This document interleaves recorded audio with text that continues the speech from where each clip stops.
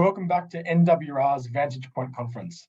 My name is Mac Thon and I'll be your host for this session. Next up, we have Guarda Systems and we have CEO Craig Penty on the line to present.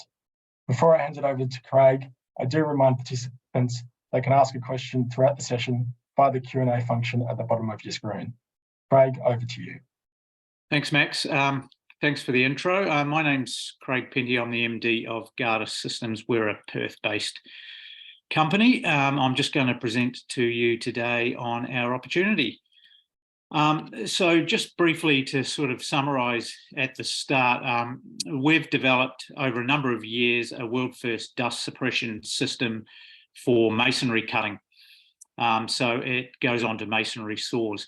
You're probably aware in the media that silicosis is a growing global health issue on construction sites.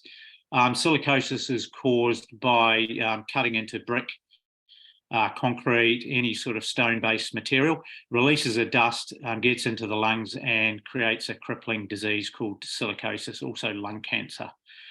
I'll talk to you a bit about our solution. Obviously, it's a patented solution. We've proven it in real use scenarios, and it's been independently validated to reduce dust exposure by more than 90% compared to the next best engineering control that's out there in the market today. And we're currently in the midst of a seed raise. We've raised just over $350,000 of a $1 million projected seed raise. So we'll talk a little bit more about that as well. So silica dust, what is it? We call it the silent killer.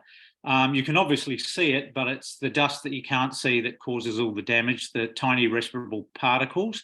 So when you cut concrete or brick or engineered stone, this dust is released into the air. The tiny particles, the most small particles, get into your lungs. Once they're in your lungs, you can't get them out of your lungs, and over time you develop a disease called silicosis, which is life-limiting. The World Health Organization estimates more than 10 million cases of this globally, so it's far and away the biggest occupational sort of lung disease it's out in the world at the moment. Just three sort of key points on this slide. There is a big increase in the recent years on the awareness of the impacts of silicosis. There's been a lot of research. It's been in the media a lot. It's now recognised all over the world that cutting these materials is very dangerous and it needs to be controlled, because the exposure to this dust, even in relatively small quantities, can result in silicosis, lung disease and other autoimmune diseases. The good news is the government and industry bodies are taking it seriously, and they've moved to reduce the impact by increasing or toughening the workplace exposure standards, making regulations more stringent. And WorkSafe in Victoria particularly has formed a dedicated silica team. The government's also indicated, the federal government's also indicated that there's more and tougher regulations that are coming. The other key point here is that current products that control the dust at the source don't do so very well. So what's happened is, with the recognition of the risk, the workplace exposure standards have been toughened, but the technology to suppress the dust hasn't kept up, and that's where our technology comes in. So what is the Guarda solution? So the diagram you can see here is a sort of infographic of one of our saws. So currently engineering controls, what they do is they remove dust at the source. So the two common engineering controls on saws and construction sites are water, so injecting water onto the blade, turning the dust into a slurry, and the other is cutting dry but applying a vacuum and sucking it away. The issue with both of these controls is they're decades old, they don't work very well, and as I'd mentioned, that they haven't kept up with the toughening standards. What we've actually done, or what Steve, our founder, has done, is he has combined the two existing controls. So we use water and vacuum together. What this does is basically we can inject water inside the blade guard, turn the dust into a slurry inside the guard and suck it away. With the standard wet cutting, all of that slurry ejects from the front of the saw and creates dry dust afterwards. So the key benefits of our system is it meets and exceeds all of the tough regulations where others don't. We've got independently proven results, which I'll talk about a bit more later. We minimise cleanup because we suck all the slurry away, which the other systems don't do. And this makes for a more efficient workplace, getting in and out of jobs easier. So there's productivity gains as well.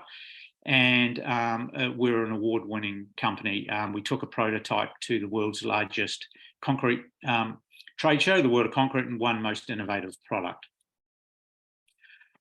This slide just details the independent validation. The slide on the right compares our soil, it's the little green bars, with the large red purple bars, which are the next best control method.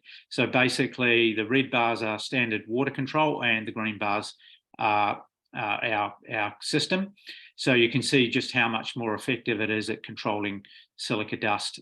So that's where the sort of 80, 90, up to 99% better dust suppression.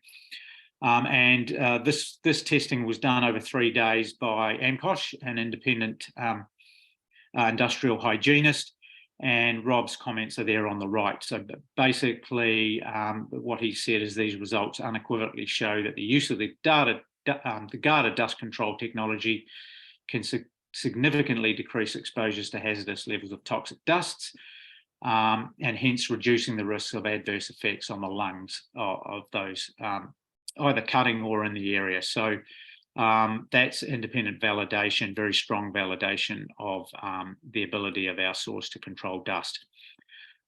This slide just looks at the size of the market. It's a really significant market globally and in Australia.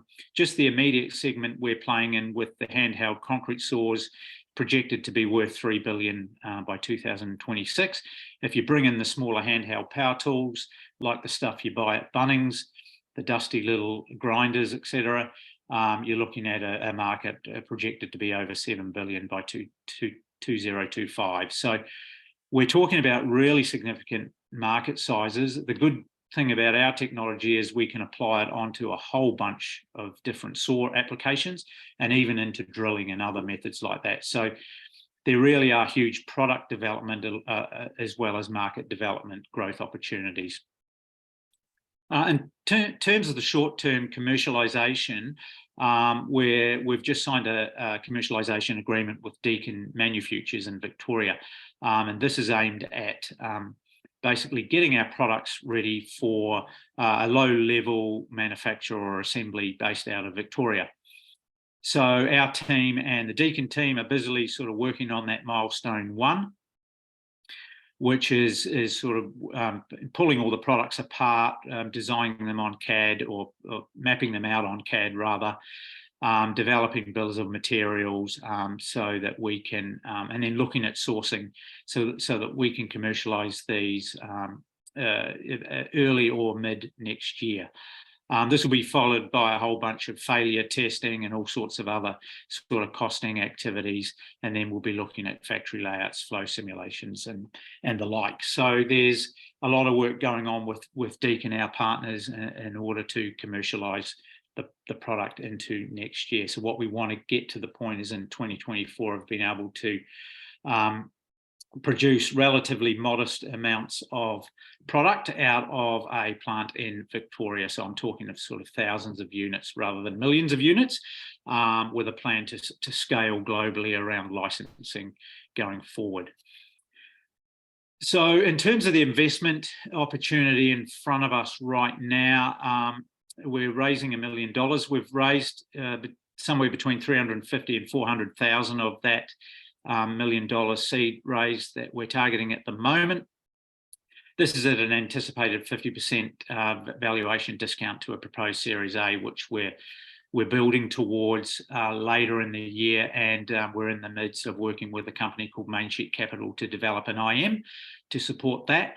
In terms of the seed funds and where we'll apply them to is obviously that work we're doing with Deakin around commercial manufacturing readiness, some early business development, demoing the product to the likes of Coates, to Vic Roads, to Sydney Metro, some of those big construction companies and construction projects that very interested in following our progress and would see the safety benefits of using a saw like ours. And then that would move into a Series A round where we'd look to be raising a circa $5 million in order to sort of accelerate that process, get the product rolling off the production line, doing business development, getting it into some of the big sort of retailers, hire companies, those big construction projects in Australia, and then with a view towards licensing the technology to expand it using other people's infrastructure into the US and the UK in the future. And that, may be supported by a following raise, sort of 2025, 26, depending on how quickly we can advance those opportunities and how quickly we're able to raise the seed round and the Series A money. And this last slide just gives an indicative capital structure, what it would look like post Series A.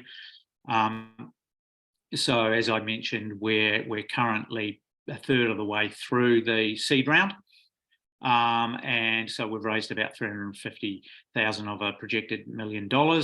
And we're sort of right in the middle of that at this stage, and we'd be looking at Series A later this year to advance that. And as I said, we're working with Main Street Capital to build an IM to support that. So that's kind of where we are right now. And I'll hand it back over to Max, and thanks for your attention. Thanks, Craig. And just a quick reminder, you can ask a question via the Q&A function at the bottom of your screen. First question here is, how defensible is the intellectual property relating to your technology, and how advanced are the patent filings? Yeah, thanks, Max. We've actually got 4 patents at the moment.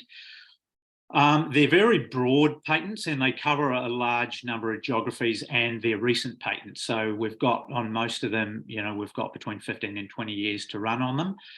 Most of them have been registered. We've still got a few in progress, but they've actually gone through the whole process quite seamlessly, which sort of indicates how novel they are and gives us a lot of confidence for the future. We've not just focused on the technology around the dust extraction, but we've also focused on the usability and making the products easy to use and easy to service. So some of the patents cover those aspects, just because if the product, it might be the best dust suppression in the world, but if it's hard to use, people don't want to use it. And if it's not leading to sort of productive work, then people won't adopt it. So we've focused a lot of attention on sort of the patents protecting areas around that, just to make it as broad as possible and as difficult for our competitors to copy. Yeah, and just what is Guarda's strategy for expansion and revenue growth? As I briefly mentioned, we're in the seed raise now, so we're raising this $1 million to sort of get us a fair way down the track with Deakin. So basically what we want to get to is next year is low-level production. In tandem with that, we'll be doing business development. We've already started engaging some of these big projects like Vic Roads, like Sydney Metro, like Coates, and they'll be very valuable first customers for us, and they've all expressed a strong interest because health and safety is key on their sites. We've also been heavily engaged with the industry regulator, WorkSafe, who are a big supporter, independent hygienist, Australian Institute of Independent Hygienists, who are influencers. So all of those sort of people we're working with. So that's kind of a key part of our expansion strategy. And then we're looking at a licensing pilot with a company called BT Engineering, who makes stationary brick saws. There'll be a lot of learnings that come out of that. So we're putting our technology onto one of their products. This will help us as we explore those licensing opportunities that we want to use to scale our growth into sort of 25, 26 and beyond. There's so many manufacturers already out there with existing manufacturing capabilities and distribution footprints. We want to utilize that existing infrastructure to expand our growth by licensing our technology onto their products to accelerate our growth rather than trying to sort of manufacture everything at a high level ourselves. We can grow a lot faster through that whole licensing approach. So really, it's all about product development, R&D to support the product development, expanding through putting the technology onto other saw types, and then market developing through licensing and through promoting and branding and marketing and business development to grow it into other geographies.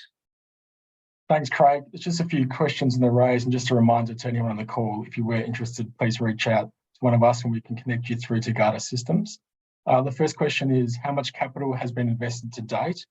And as you kind of alluded to, how much more do you think is required to get commercial success? Yeah, thanks, Max. Yeah, in previous rounds, we've raised over $1 million just from basically existing investors, directors of the original company, long-term followers. So over $1 million in those sort of early days when we were sort of in that prototyping phase.